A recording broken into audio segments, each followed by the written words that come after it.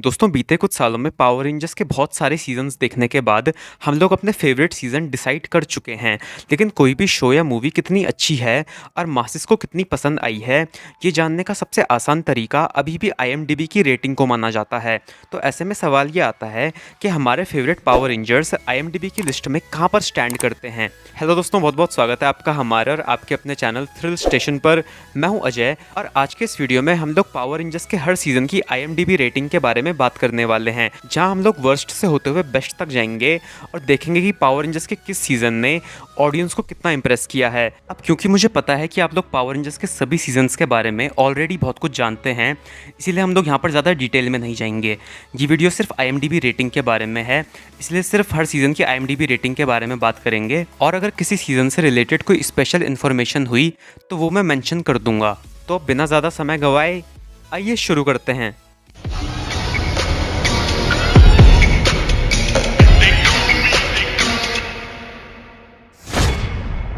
IMDb के according power rangers franchise में सबसे बुरा परफॉर्म किया था 1997 में आई turbo a power ranger movie ने, जिसे 3.5 की रेटिंग मिली है।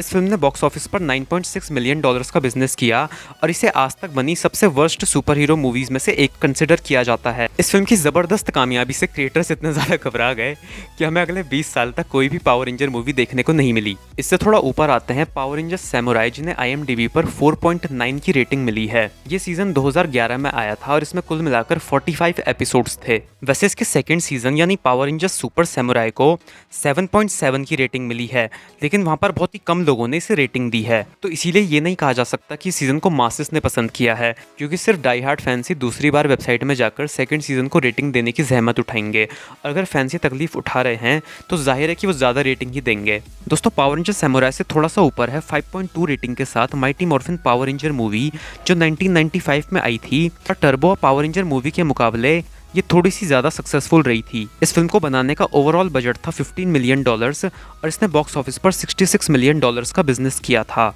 इस फिल्म को सीजीआई और वीएफएक्स के लिए काफ़ी अप्रिशिएट किया गया था, लेकिन इसे क्रिटिक्स के द्वारा मिक्स्ड रिव्यूज़ मिले, क्योंकि इस फिल्म में कुछ भी नया नहीं था। ये बस एक पावर रेंजर्स के एक्सटेंडेड एपिसोड की तरह फील हो रही थी। दोस्तों इसके बाद हम लोग बात करने वाले हैं 2007 में आए पावर रेंजर्स ऑपरेशन ओवरड्राइव की, जिन्हें आईएमडीबी पर 5.4 की रेटिंग मिली है।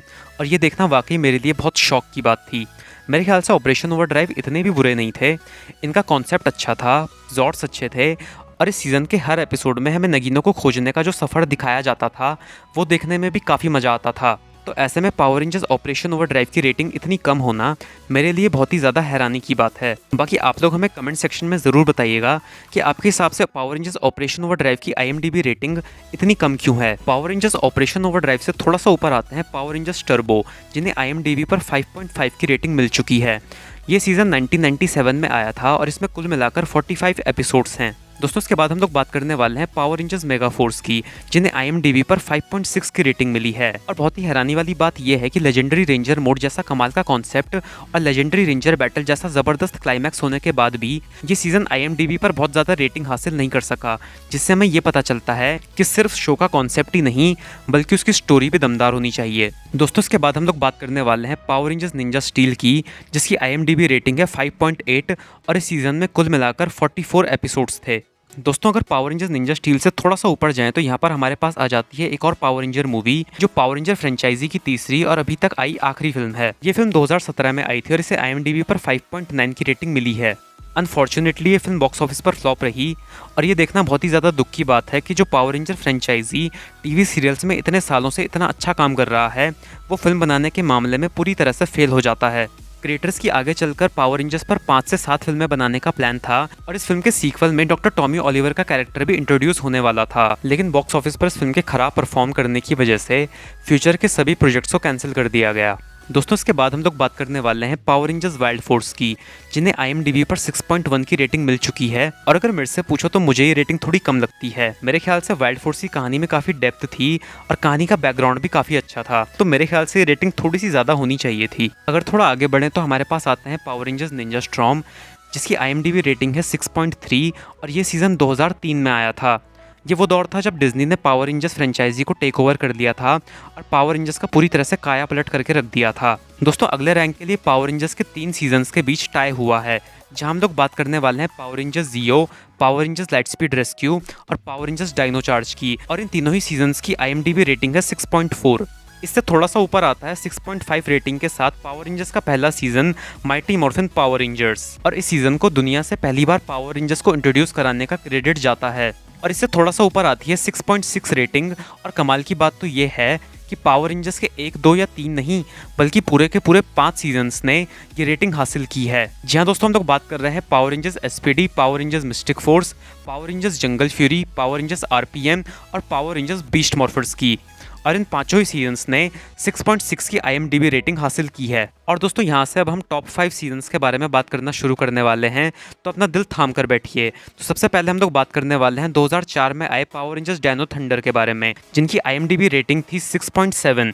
और इस सीजन की सबसे खास बात ये थी कि इस सीजन के अंदर हमें एक बहुत ही senior ranger doctor Tommy Oliver एक बार फिर से देखने को मिले, जहां वो पावर रेंजर्स की नई टीम के लिए एक बहुत ही अच्छे मेंटोर साबित हुए और उन्होंने नए डायनो रेंजर्स की टीम को एक अच्छा रेंजर बनने की बारीकियां सिखाई। दोस्तों इसके बाद 6.8 रेटिंग के लिए हमारे पास आ जाते हैं पावर रेंजर्स लॉस्ट गैलेक्सी और पावर रेंजर्स डायनो फ्यूरी। जी हाँ दोस्तों, नए power rangers dino fury power rangers lost galaxy के साथ कंधे से कंधा मिलाकर चल रहे हैं। हालांकि पावर रेंजर्स डायनो फ्यूरी के अभी तक सिर्फ 33 ही एपिसोड हमारे सामने आए हैं, तो ऐसे में देखना ये होगा कि क्या पावर रेंजर्स डायनो फ्यूरी अपनी ये IMDb रेटिंग रिटेन करके रख पाते हैं या नहीं। हालांकि मैक्सिको में 2 नए एपिसोड्स आ चुके हैं और जितना मैंने उनके बारे में पढ़ा है वो काफ़ी प्रॉमिसिंग लग रहे हैं, तो मैं ये उम्मीद करता हूं कि डायनो फ्यूरी 6.8 की रेटिंग को बरकरार रख पाएंगे। दोस्तों टॉप 2 सीजन्स में दूसरे नंबर पर है पावर रेंजर्स टाइम फोर्स, जिनकी IMDb रेटिंग है 6.9। इस सीज़न के अंदर हमें टाइम ट्रैवल देखने को मिला, साथ ही इसके अंदर लव और फ्रेंडशिप को बहुत ही ज़्यादा खूबसूरत तरीके से डिपिक्ट किया गया था। और दोस्तों इसी के साथ हम लोग आ पहुँचे हैं हमारी इस लिस्ट के आखिरी सीज़न पर। तो IMDb पर पावर रेंजर्स के जिस सीज़न ने सबसे ज़्यादा रेटिंग हासिल की है उसका नाम है पावर रेंजर्स इन स्पेस। ये सीज़न 1998 में आया था। इसमें कुल मिलाकर 43 एपिसोड्स थे और इसे IMDb पर 7.2 की रेटिंग मिली है, जो अभी तक किसी भी पावर रेंजर सीज़न के लिए सबसे ज़्यादा है। इस सीज़न के अंदर एक बहुत ही बड़े स्टोरी आर्क को सक्सेसफुली कंप्लीट किया गया, जिसे हम सब ज़ोल्डॉन एरा के नाम से जानते हैं, जहां में देखने को मिली अच्छाई की बुराई पर जीत की एक बहुत ही खूबसूरत एंडिंग। तो दोस्तों ये था हमारा आज का वीडियो, जहां हमने पावर रेंजर्स के सभी शोज़ और मूवीज़ की IMDb रेटिंग के बारे में बात की। इस वीडियो में फिलहाल इतना ही। इस वीडियो पर आने और यहाँ तक बने रहने के लिए आप सभी का बहुत बहुत शुक्रिया। अगर आपको वीडियो अच्छा लगा हो तो इसे लाइक करें, अपने दोस्तों के साथ शेयर करें, हमारे चैनल को सब्सक्राइब करें। और अगर आपके मन में इस चैनल से जुड़ा कोई भी सवाल, सुझाव या शिकायत हो तो हमें कमेंट्स में ज़रूर बताएं। आपसे जल्द ही मिलेंगे फ्रेंड्स एक नए वीडियो के साथ। तब तक अपना ख्याल रखिए। Thanks for watching.